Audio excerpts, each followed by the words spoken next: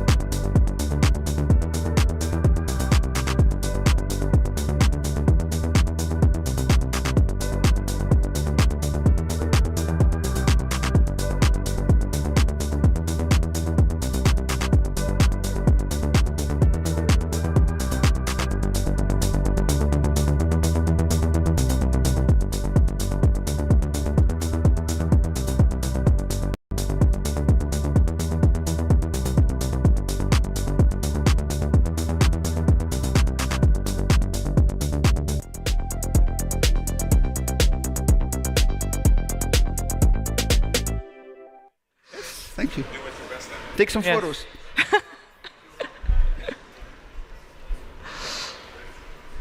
Everyone. You do, start. Hi, everyone, and welcome to the 2026 edition of What's New in Web UI. This talk has become a bit of a staple here at I/O, and as always, there are a lot of exciting updates to talk about. I'm Yuna, a developer relations engineer who is leading efforts on web APIs that make the web feel like a more high-quality experience. And I'm Bramus, also with Chrome DevRel, and I'm focused mainly on CSS-related features such as scrolling interactions, animations, and the intersection of both. And today we are very excited to talk to you about the latest updates to everything Web UI, from new capabilities for view transitions to natural gesture interactions, theming capabilities, and so much more. For the past year, we've been focused on how can we actually improve the user experience of the web, and been focusing on shipping capabilities that make the web feel a lot more high quality while making it easier for developers to build for. This shift is about more than just aesthetics. It's about how your site interacts with your users, how they scroll, how they morph between views, and how they communicate with their devices in more physical and intuitive ways. As a guide, we've identified 5 core UX principles that frame the ideal modern web experience. And those principles are these 5 right here. Respect user preferences, implement natural interactions, provide guided navigation, maximize content, reduce noise, and adapt to the form factor. Now, we'll dig into all of these principles and what they mean in this talk. We'll show you modern UI patterns that use new APIs to meet these principles, ensuring your layouts fundamentally adapt to the user, the device, and the input methods. And if that wasn't enough, we're also going to take a look at an entirely new paradigm for web development, HTML in Canvas. Some of you may have seen demos of this online, and it's huge. This allows you to bring real, accessible DOM content directly into your Canvas-based experiences, bridging the gap between high-performance graphics and the semantic web. It's time to raise your expectations of what the web can do. So let's get started. Make sure you're comfortably seated because we're about to show you a whirlwind of features. We're going to show a lot of links throughout this talk pretty quickly, so get your phones ready to take some photos. And for every feature shown, we will include a compatibility table that looks like this. Shown at the left there is the baseline indicator, and that one indicates whether the feature is baseline widely available, newly available, or limited available. Browser versions, when the feature became available, are shown inside of the circle. If the circle is green, that means that it's available in a stable release. Orange, if a feature is available in an experimental version. And red means that the browser currently has no support for that specific feature yet. So with that out of the way, let's talk about user experience on the web. Our first principle here is one of the most fundamental for web usability, namely respect user preferences. This is all about building trust and improving accessibility by adapting to your user's system-level choices, whether that's honoring light or dark themes or automatically toning down animations when the user has requested reduced motion. And rather than requiring users to locate some obscure preferences menu somewhere, your website should already automatically adapt to their existing operating system settings. And even though these concepts feel elemental, and we've been talking about them for years now, there are actually a few new APIs out there that make this dynamic personalization easier to build for. For example, the light-dark function, contrast color, and style queries. Let's take a look at an example. In this demo, you see a few cards with different themes within the same global design system. In light mode, they use shadows as an elevation mechanism to make them appear above the rest of the page. In dark mode, the shadows are removed, and instead we see a neon border with a lighter background to show the elevation. And you can see the emulation of light and dark here being set in DevTools. This is a common approach in design systems, but it's still relatively complex to build today. But like Brahms mentioned, there are a few new APIs that are making this much easier. So let's get started with the first piece here, and that's an API that I'm really happy to see land, which is contrast color. This API recently shipped in Chrome as a part of Interop 2026, making it baseline newly available in all modern browsers. Contrast color is a CSS function that takes the value of a background color and returns either black or white, depending on which has higher contrast against the input color value based on the WCAG2 algorithm.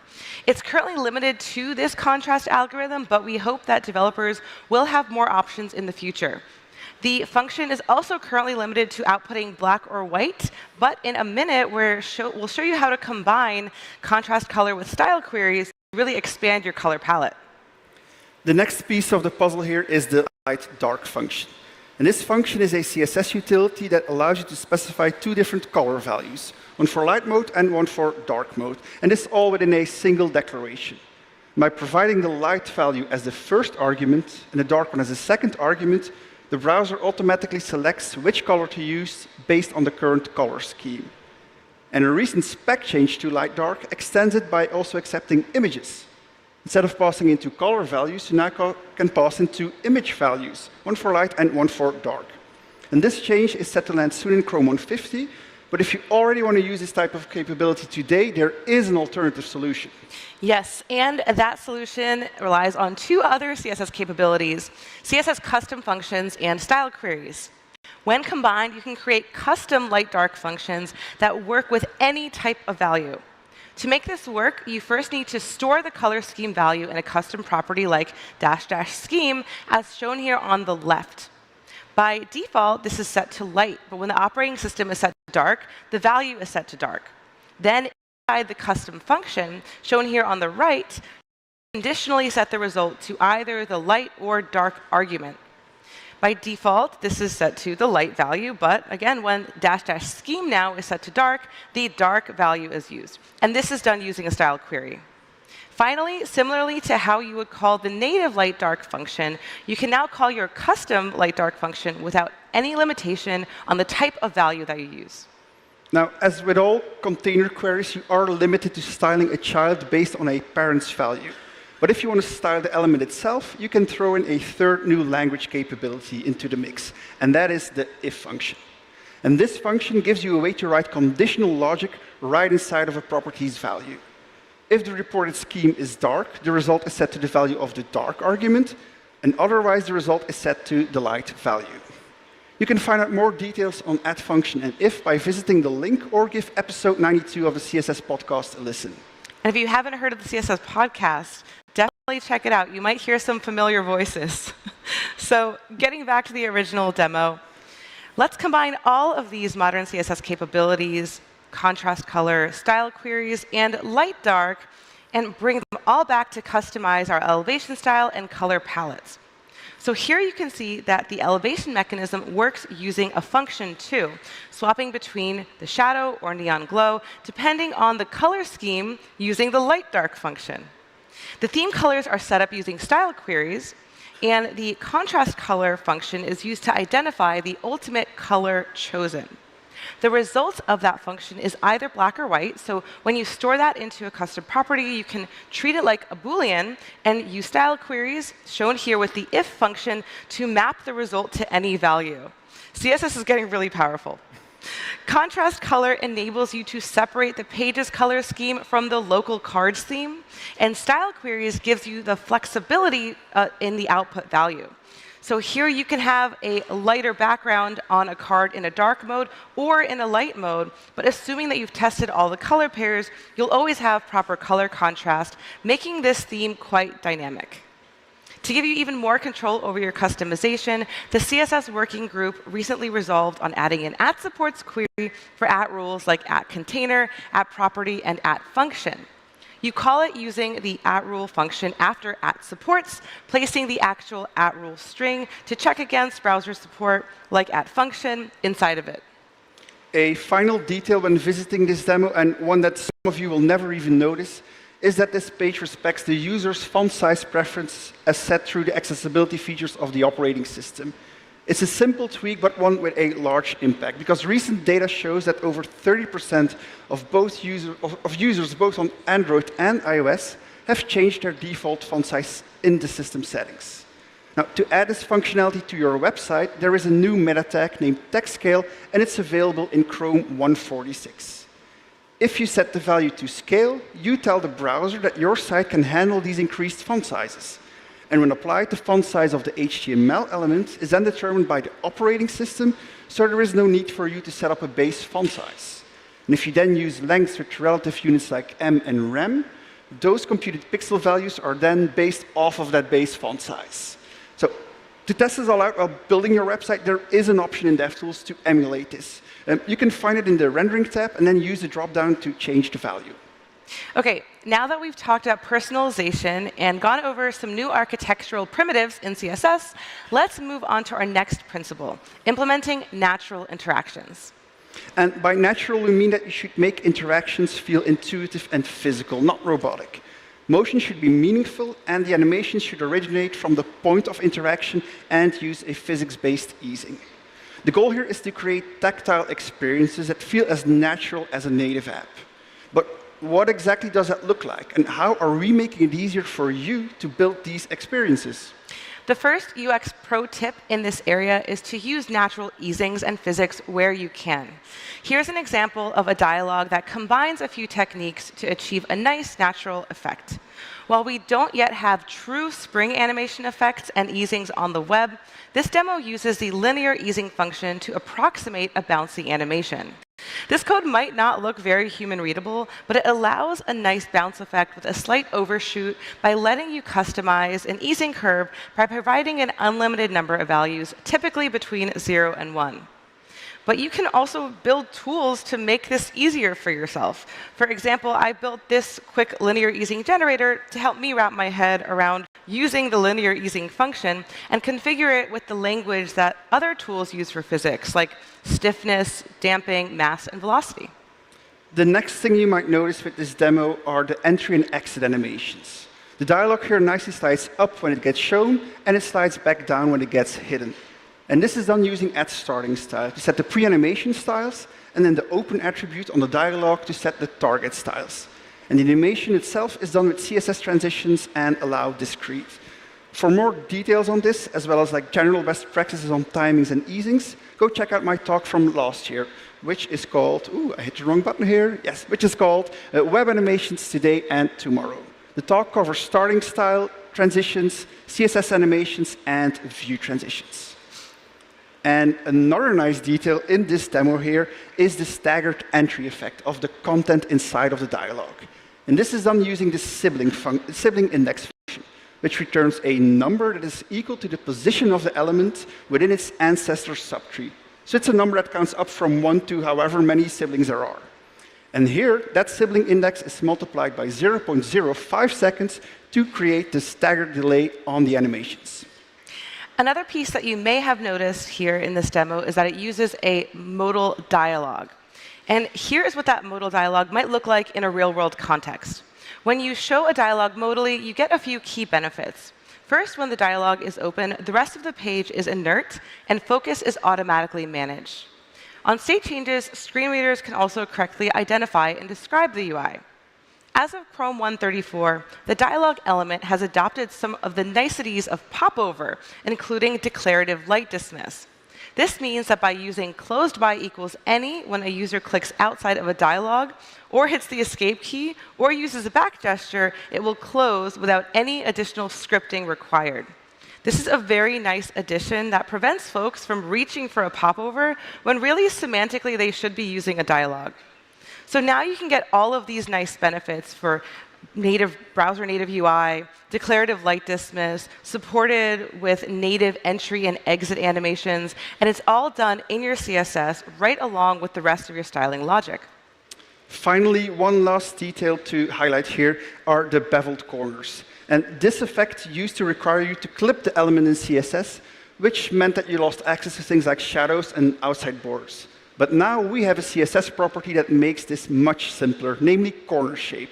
And corner shape does what it sounds like it does. It lets you change the shape of the corners of any element. And where before you could only do rounded corners, now there's a lot more options, including scoop, bevel, notch, and even the popular squircle. And to use this, you still set the radius with border radius, but now you get so many more options, and the values are animatable as well. And this is just one of these nice little things that make your UI feel much more unique, and also can be a nice progressive enhancement from rounded corners. Yes. Natural interactions are just the start of what you can do on the web to make your applications feel more high quality. And the next evolution of that is really thinking about guiding the user journey, helping them maintain context and understand the application's flow. In a digital space, users don't get the benefit of physical cues like walls, doors, or depth of field when they navigate. Without these, it's all just a series of flat pages connected through a single URL bar.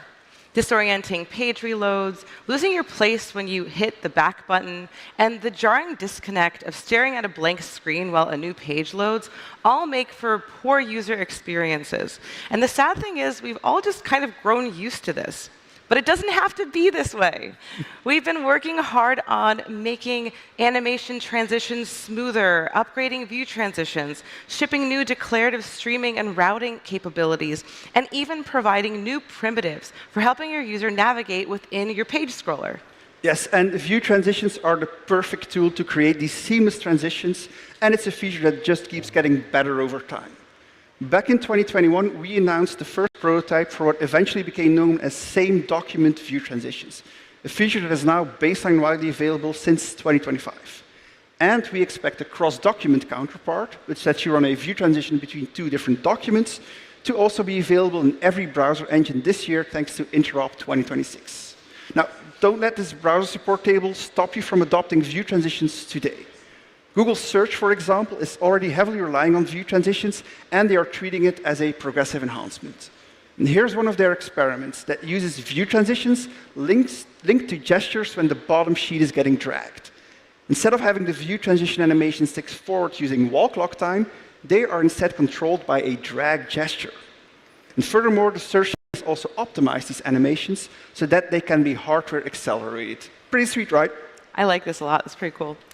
So to let you easily build advanced interactions like this yourself, my colleague Brahmas here has created a convenient utility library called the View Transitions Toolkit. This toolkit contains a bunch of helper functions for creating view transitions interactions. For example, one of the functions provided by the toolkit is a function to optimize a keyframe for a view transition group pseudo. When applied, the group pseudo animates using a scale and translate animation instead of the default width and height animation created by the browser, enabling you to build hardware-accelerated view transitions. The result is an animation that isn't subject to jank whenever the main thread gets blocked. Another set of functions from the toolkit are the play, pause, and scrub functions. If you use those in, let's say, scroll event listeners, you can build a scroll-driven view transition like the one shown in this demo. You can get really creative with this. Combined with pointer down, pointer move, pointer up, you can build a draggable view transition. Or maybe you want to sync a view transition with a video playing. Why not? That's all possible. So check out the toolkit's homepage for more demos to inspire you and documentation to explore. A new sub-feature of view transitions, and one that I personally find very exciting, is the addition of element-scoped view transitions. And instead of starting a view transition that covers the entire document, you can now start a view transition on a subtree of the DOM while keeping the rest of the page interactive. Yes, you are hearing this right. After 4 years of talking about it, we got all the necessary foundations in place, got all the details sorted, and we have shipped this in Chrome 147. And this demo right here extensively relies on element scope view transitions. When adding one of the cards to the selection list, a scope transition is started on only the sidebar, meaning that I can still hover and interact with the other cards while the animation is running. Or when filtering the list of items, a scoped view transition is started only on the grid, while other elements, such as the navigation bar and the drop-downs, also remain interactive. So to start an element scoped view transition, it's really easy. Instead of calling document.startViewTransition, you now call startViewTransition on a specific element. And the result here is a view transition that runs in isolation. It only scans that subtree with for elements with a view transition name. And the resulting view transition pseudo gets injected only onto the scope root itself without blocking the rest of the page. And additionally, the group pseudos are automatically nested, and the overflow of the enclosing group children pseudo is clipped when needed. What enables this isolation, yeah, this is a big deal, honestly.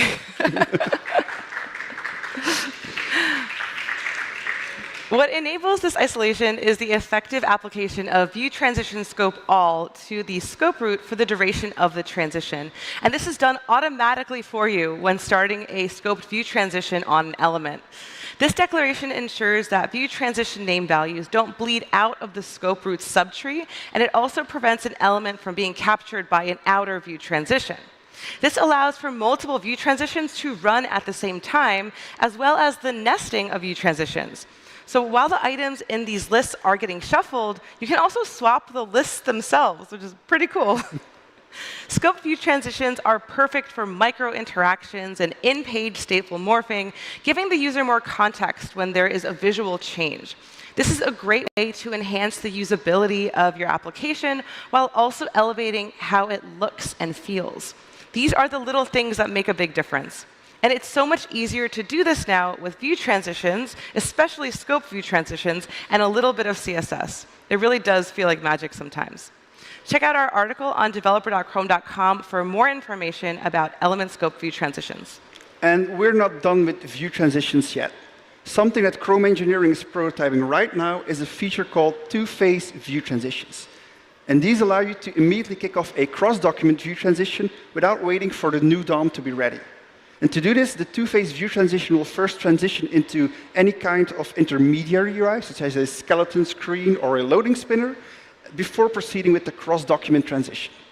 Now, the API is still under heavy development, but if you can't wait to get a feel of it, you can try it in Chrome Canary with the experimental web platform features flag enabled. And check out the link for more info, of course. These are so many great updates. I've definitely wanted that for a while. Another way to provide guided navigation for your users is by using scroll-driven animations, a feature that landed in Chrome in 2023 and is on its way to becoming interoperable thanks to Interop 2026. To jog your memory with scroll-driven animations, the animation's progress is linked to the scroll position of a scroll container. This means that as you scroll up or down, the animation scrubs forward or backward in direct response. You can use this for effects like parallax background images or reading indicators that fill in as you scroll. And this feature is directly improving performance for some of our partners already, like Cybozu, who cited that they were able to improve performance and decrease the main thread cost of handling scroll events by 73% by using scroll-driven animations. New in Chrome 145 are scroll-triggered animations. And these are time-based animations that trigger when entering or exiting a specific scroll range. And scroll-triggered animations are great for building scrolly-telling experiences, as they transform a passive reading habit into an immersive, interactive journey that keeps the user physically engaged with the narrative. And we see this type of experiences all over the web. And now, because yes, we built this into CSS, you can say goodbye to Intersection Observer or any third-party library for this type of effect. And the underlying mechanism here are timeline triggers, which are either active or inactive. In this code snippet, a trigger --t is created, and it's using a view timeline with two ranges. Now, when I flip on the visualizer, it becomes a bit more obvious what's to happening. The first range is the activation range, and it determines when the trigger should become active. And then the second range is the active range, which determines how long it should remain active.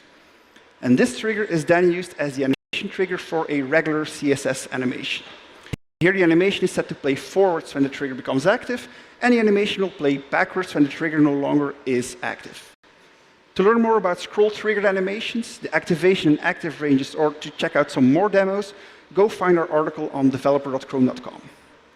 Another common pattern to help users keep track of where they are on a page is this so-called scroll spy. This pattern, popularized by Bootstrap, automatically updates the navigation links based on the user's scroll position to indicate which link is currently active in the scroll port.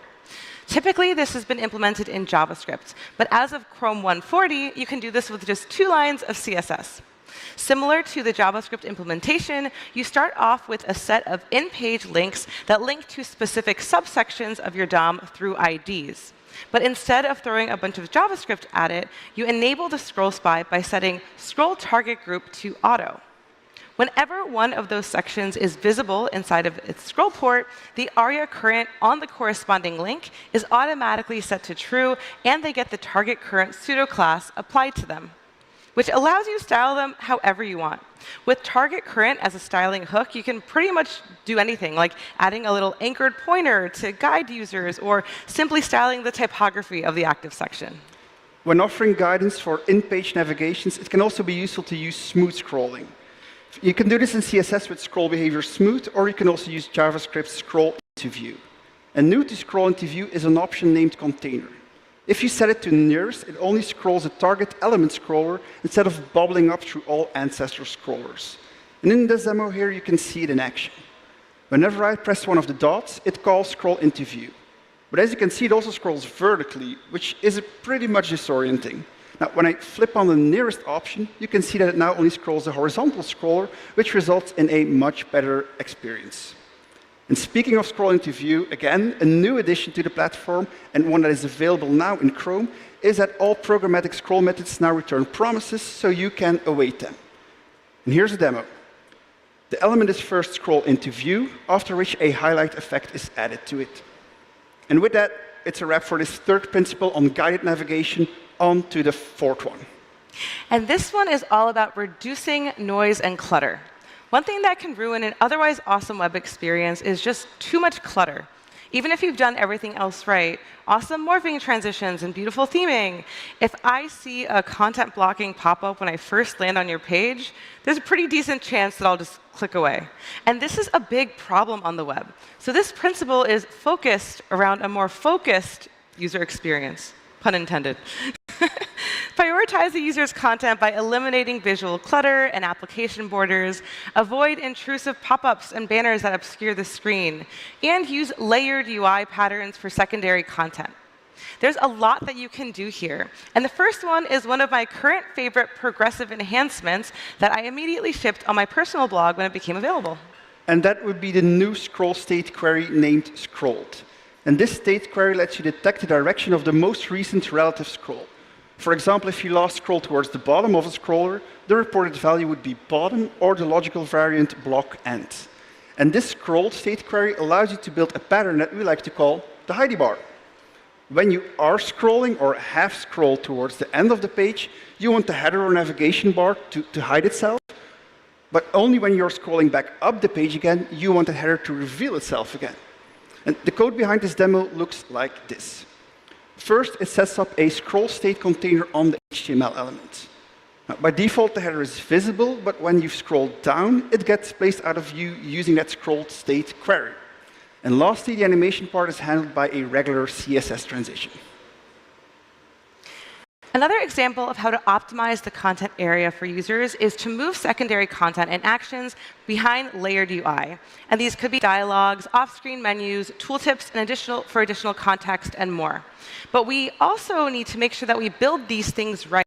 And even just purely visually, there is a lot of considerations that are involved in getting it right. So take a look at this tooltip.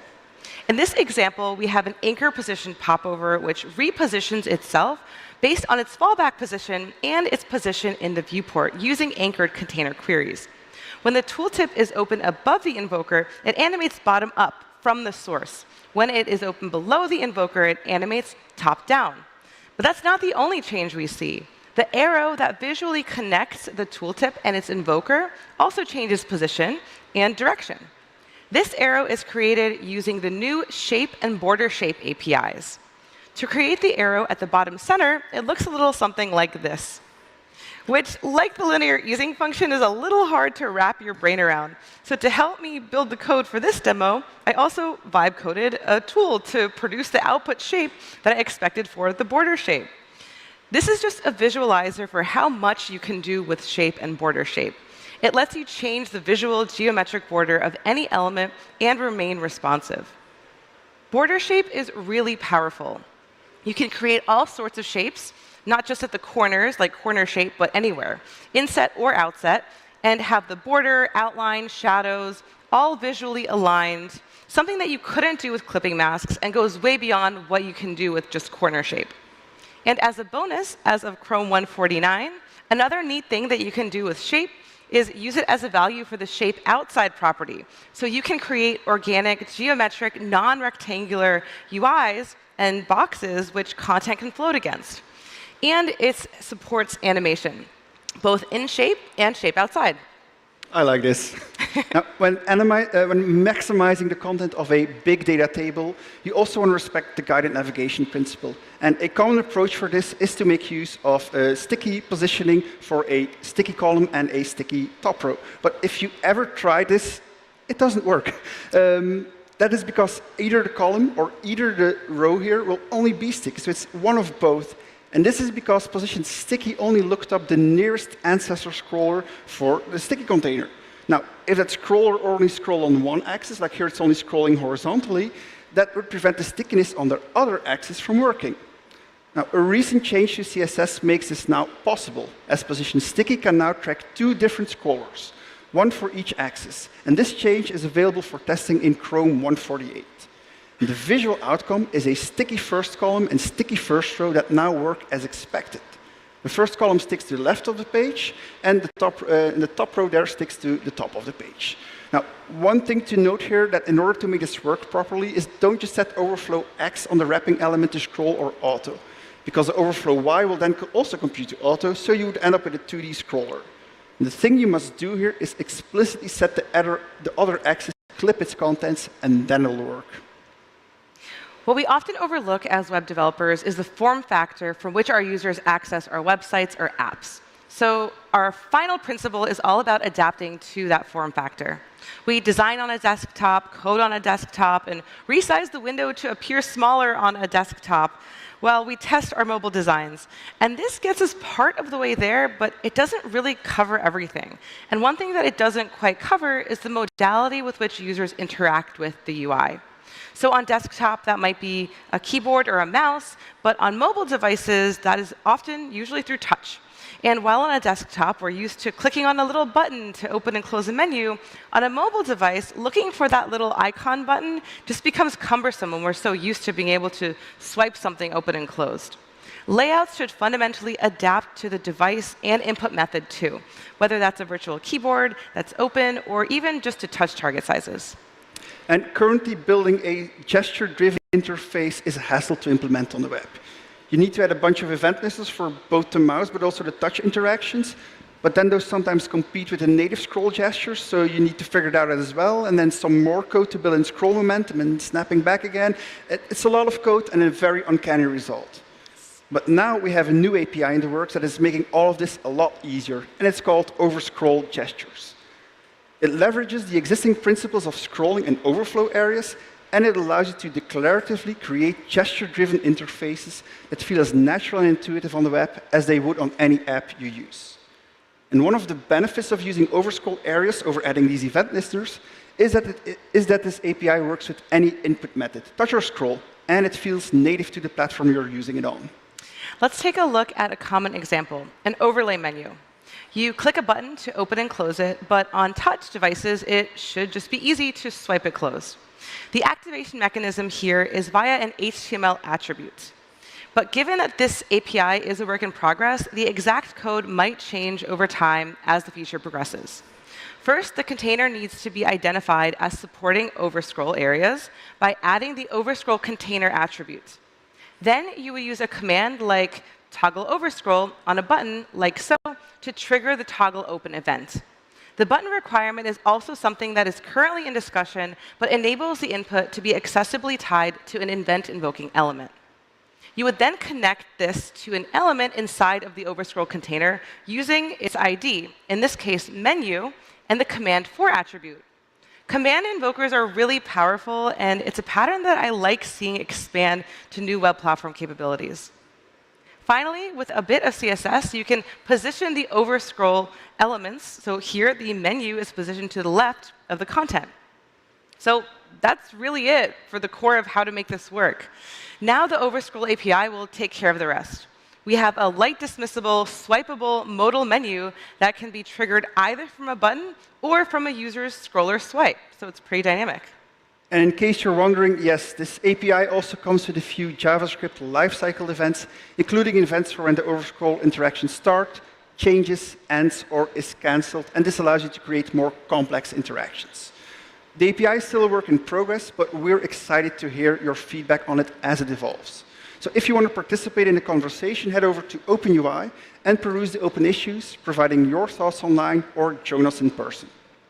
And if you thought that all of that new CSS and HTML was game-changing, then hold on to your hats, because this next feature is one of those rare moments where a new capability really shifts the paradigm of what you can do on the web.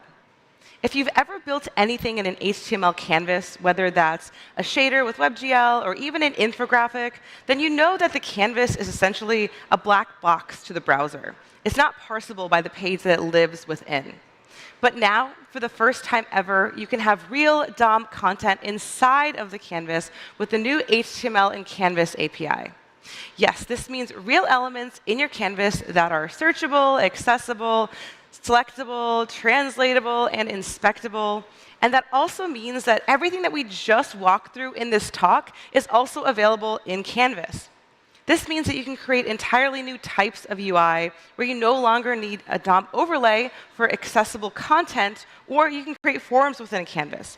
You can apply WebGL filters to text that you can interact with as their real UI elements, and you can keep that text highlightable, copy-pastable, and even preserve forms that work with built-in browser features like autofill. The community has already been creating some incredibly creative demos with HTML and Canvas, like this 3D web page by Santiago Colombato, and these fun wobbly button effects by Westboss. Popular libraries like 3JS also have already implemented native support for HTML and Canvas primitives, too.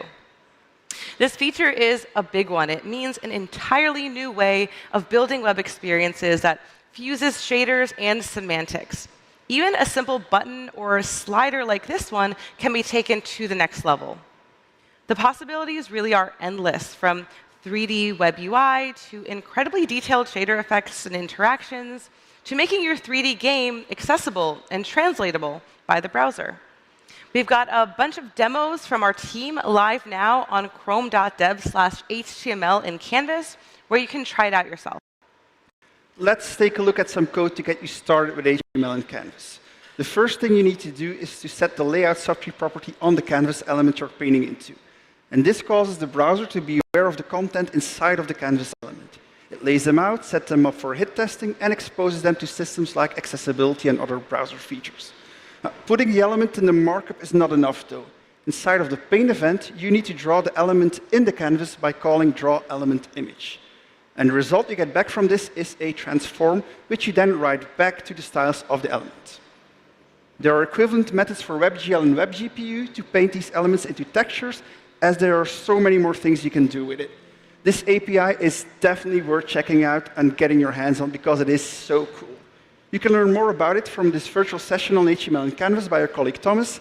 And as Yuna mentioned, be sure to check out chrome.dev/HTML and Canvas for more demos.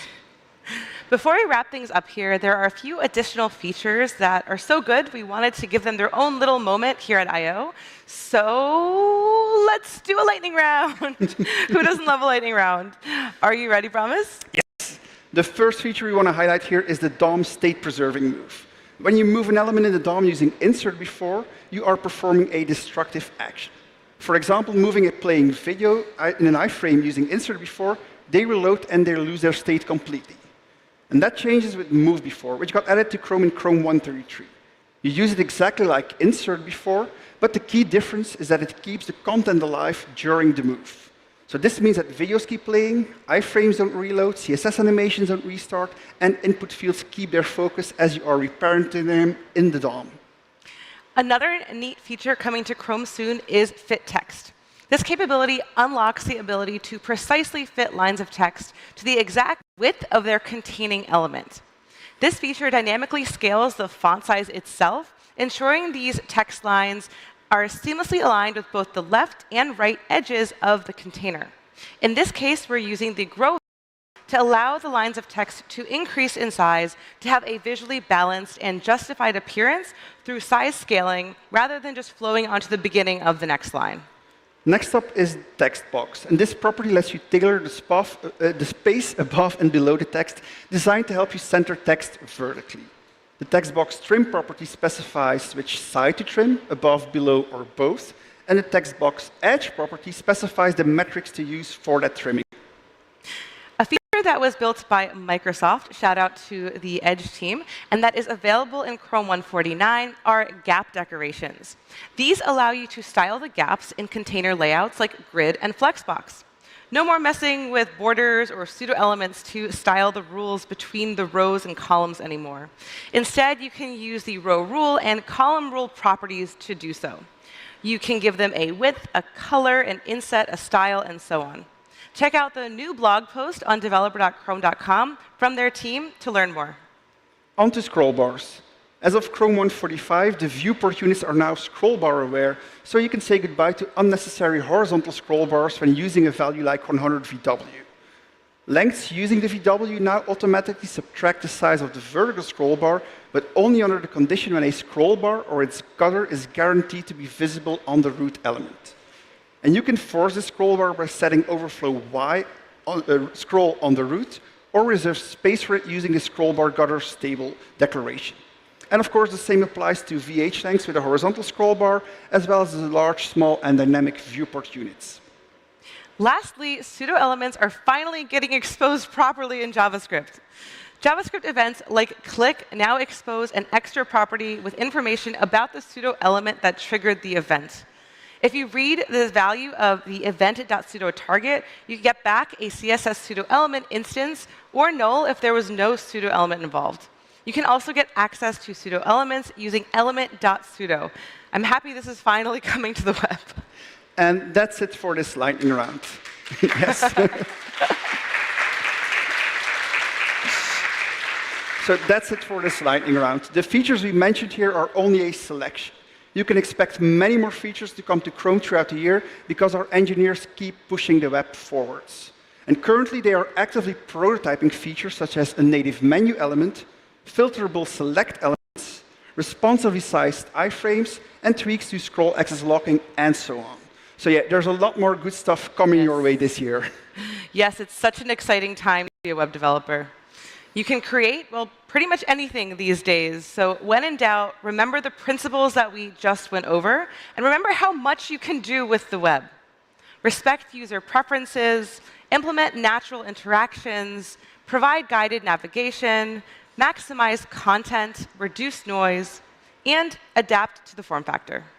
And speaking of the times, we would be remiss not to mention the tooling we've been working on to make it easier for you to adopt these latest and greatest modern web capabilities. And that's why we just announced Modern Web Guidance. It's a curated collection of skills, tools, and AI-ready documentation that injects Chrome's web platform knowledge directly into your AI workflow.